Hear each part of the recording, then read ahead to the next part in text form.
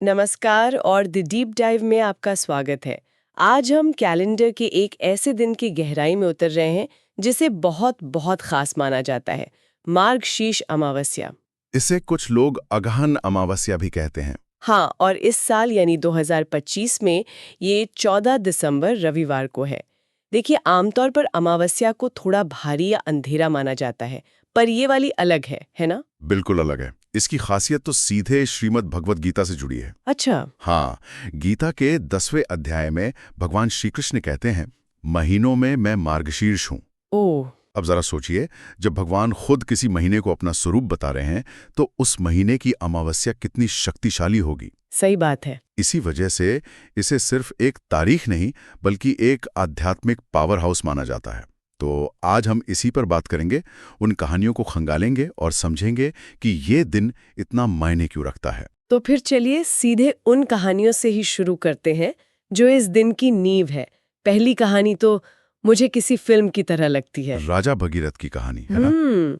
एक राजा, श्राप में भस्म हुए 60,000 राजकुमार और स्वर्ग से धरती पर उतरती एक नदी। इसकी शुरुआत असम में भगीरथ के परदादा राजा सगर से होती है। अच्छा।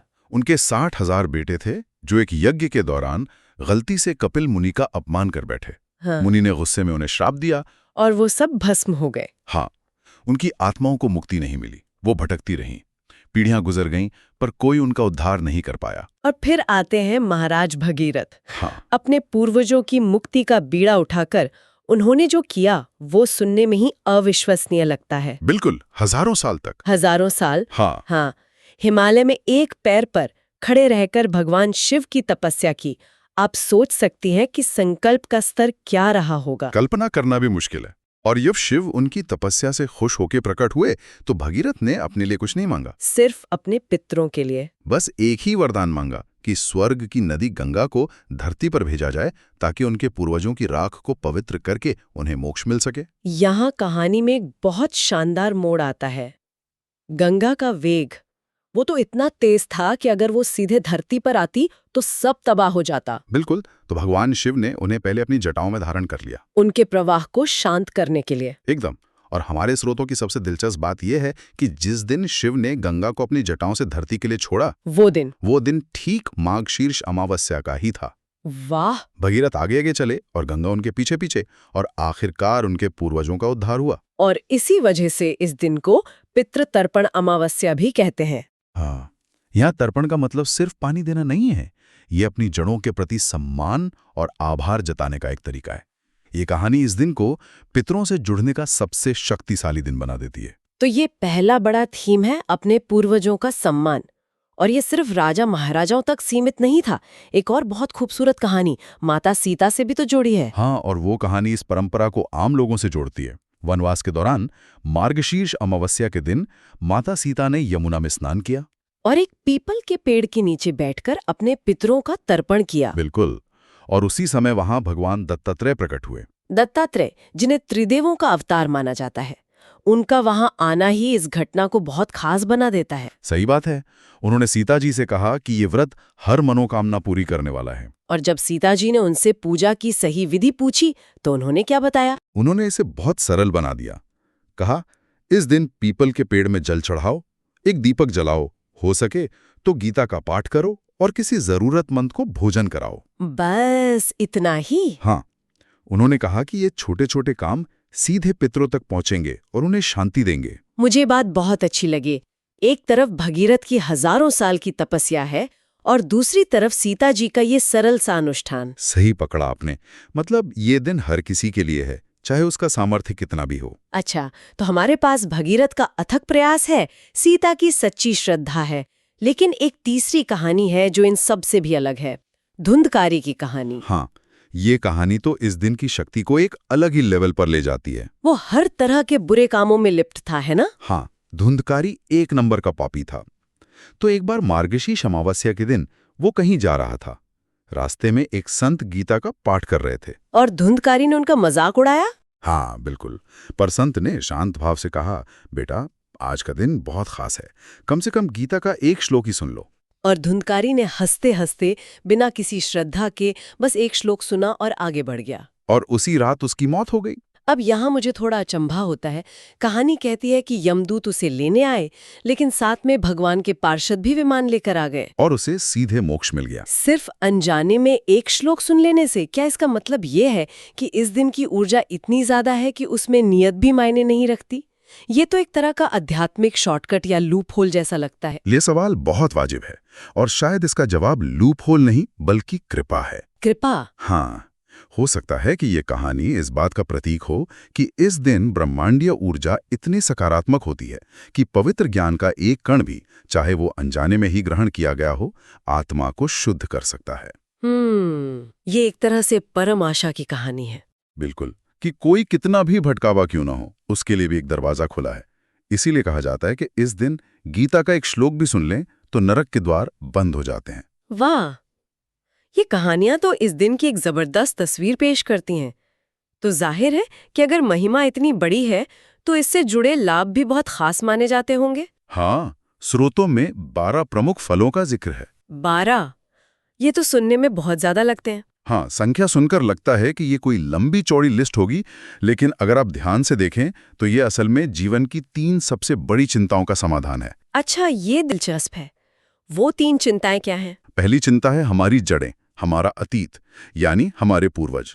तो इस लिस्ट का पहला और सबसे बड़ा फल है पितरों को मुक्ति। भगीरथ की कहानी इसी पर थी। बिल्कुल, ये अपनी विरासत के साथ शांति स्थापित करने जैसा है। ठीक है, तो पहला हिस्सा हमारे अतीत को संभालने के बारे में है, तो जाहिर है दूसरा हमारे आज के बारे में होगा। एकदम।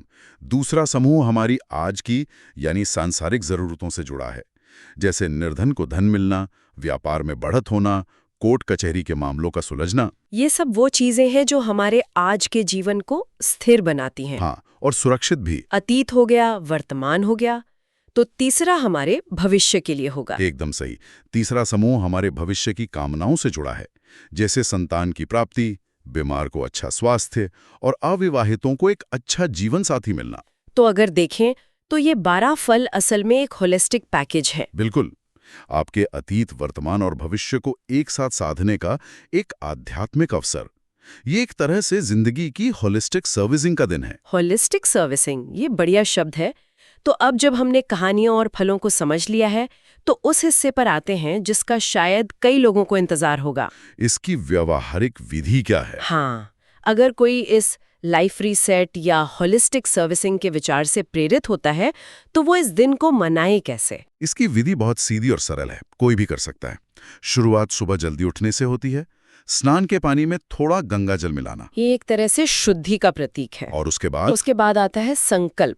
संकल्प यानी एक इरादा बनाना। कोई मुश्किल मंत्र तो नहीं है इसमें? नहीं, बिल्कुल नहीं। संस्कृत में एक मंत्र है, मम पितॄणाम तृप्यर्थम मार्गशीर्ष अमावस्या व्रतम करिष्ये। इसका मतलब क्या है? इसका भाव बहुत सरल है। बस मन में ये सोचना है कि मैं आज का ये व्रत अपने पितरों की शांति के लिए कर रही हूँ। इरादा ही सबसे जरूरी है। ठीक है, संकल्प ले लिया। इसके बाद हमने सीता जी की कहानी में पीपल के पेड़ का जिक्र सुना था। उसकी क्या भूमिका है? पीपल का पेड़ हिंदू मान्यताओं में एक तरह का, कह सकते हैं, स्पिरिचुअल एंटेना है। अच्छा। माना जाता है कि इसमें त्रिदेवों का वास है और यह हमारी प्रार्थनाओं को पितृलोक तक पहुंचाने का माध्यम है। तो पूजा का केंद्र यही होता है। तो क्या करना होता है? करना बस इतना है कि पेड़ की जड़ में जल, दूध और थोड़े काले तिल चढ़ाएं और 7 बार परिक्रमा करें। और दीपदान का भी बार बार जिक्र आता है।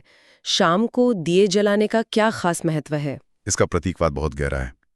शाम के समय पीपल के नीचे आटे के बने 11 या 21 दीपक जलाए जाते हैं। ये सिर्फ रोशनी करना तो नहीं होगा? नहीं, ये अपने पितरों के मार्ग को रोशन करने का प्रतीक है।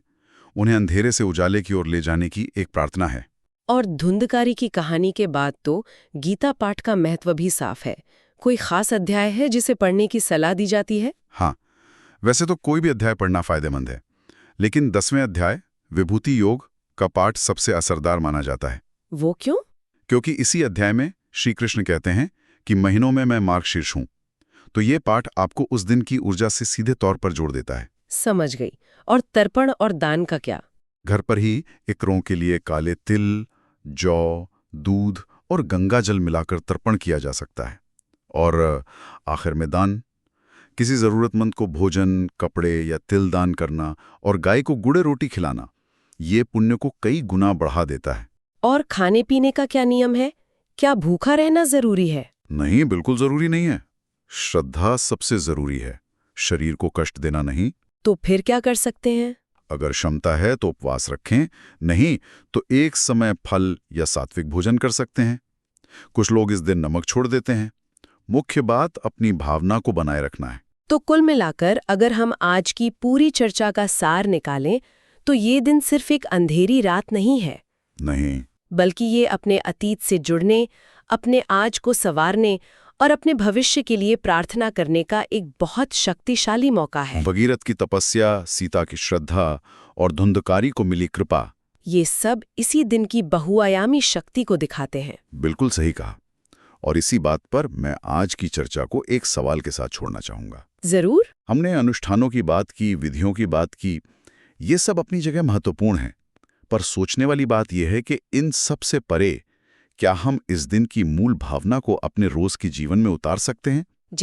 जैसे भगीरथ की तरह निस्वार्थ भाव से किसी के लिए काम करना, या धुंधकारी की तरह बस एक पल रुककर किसी अच्छी बात को सुनने की विनम्रता दिखाना। अगर हम इन छोटी छोटी चीजों को अपनी आदत बना लें तो शायद हर दिन मार्गशीर्ष अमावस्या जैसा शक्तिशाली बन सकता है।